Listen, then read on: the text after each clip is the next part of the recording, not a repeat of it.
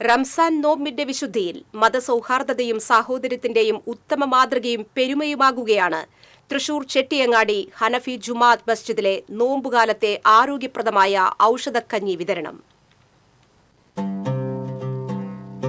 നൂറ്റാണ്ടുകളുടെ വിശ്വാസ പാരമ്പര്യമുള്ള തൃശൂർ ചെട്ടിയങ്ങാടി പള്ളിയിൽ നോമ്പുകാലത്തോടനുബന്ധിച്ച് നടത്തുന്ന കഞ്ഞി വിതരണത്തിനും ദശാബ്ദങ്ങളുടെ പഴമയും സാഹോദര്യത്തിന്റെ പെരുമയുമുണ്ട്.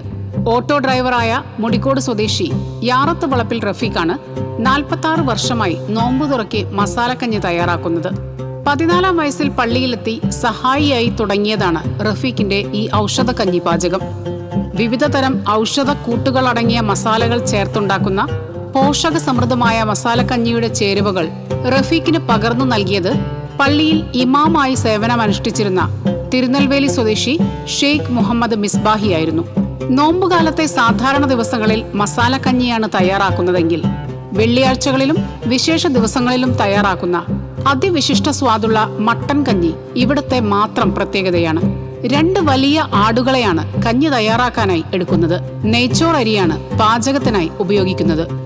ഉലുവ, ആശാളി, നല്ല ജീരകം, അയമോദകം, മഞ്ഞൾ തുടങ്ങിയ നിരവധി ഔഷധങ്ങൾ ചേർത്താണ് കഞ്ഞി തയ്യാറാക്കുന്നത്. റഫീഖ് ഒറ്റയ്ക്കാണ് പാചകം മുഴുവൻ ചെയ്യുന്നത് എന്നതാണ് മറ്റൊരു പ്രത്യേകത. അസർ നമസ്കാരത്തിന് ശേഷമാണ് കഞ്ഞി നൽകി തുടങ്ങുക. നോമ്പ് തുറയ്ക്കുള്ള കഞ്ഞി കൊടുത്തുവിടാനുള്ള സൗകര്യവും ഇവിടെ ഏർപ്പെടുത്തിയിട്ടുണ്ട്. ഇത്തവണ ഈ മാസം 23-ന് ഇതര സംസ്ഥാന തൊഴിലാളികൾക്കായി ബംഗാളിൽ നിന്ന് പാചകക്കാരനെ കൊണ്ടുവന്ന് നോമ്പുതുറ സംഘടിപ്പിക്കുന്നുണ്ട്. സാധാരണ ദിവസങ്ങളിൽ 35,000 രൂപയും വിശേഷ ദിവസങ്ങളിൽ 40,000 രൂപയോളം കഞ്ഞിക്ക് ചിലവ് വരുമെന്നും വിശ്വാസികൾ തരുന്ന ഫണ്ട് ഉപയോഗിച്ചാണ് റംസാൻ കഞ്ഞി വിതരണം മുടങ്ങാതെ തുടർന്നു കൊണ്ടുപോകാനാകുന്നതെന്നും പള്ളി കമ്മിറ്റി സെക്രട്ടറി അബ്ദുൾ ബാസിദ് പറഞ്ഞു. റംസാനിലെ ഈ കഞ്ഞി വളരെ പ്രശസ്തമായൊരു മഴ ഔഷധ കൂട്ടായൊരു കഞ്ഞിയാണിത്. ഇന്ന് വെള്ളിയാഴ്ച പ്രത്യേകിച്ച് 2 ആടിൻ്റെ ഇറച്ചി ഇട്ടിട്ടാണ് ഇന്നത്തെ മസാല കഞ്ഞി. അതിന് തന്നെ ഏകദേശം 40,000 രൂപയോളം ഇതിൽ തന്നെ വരുന്നുണ്ട്. ഈ നാട്ടുകാരായ എല്ലാവരും തന്നിട്ടുള്ള സഹായം കൊണ്ടാണ് ചെയ്യുന്നത്.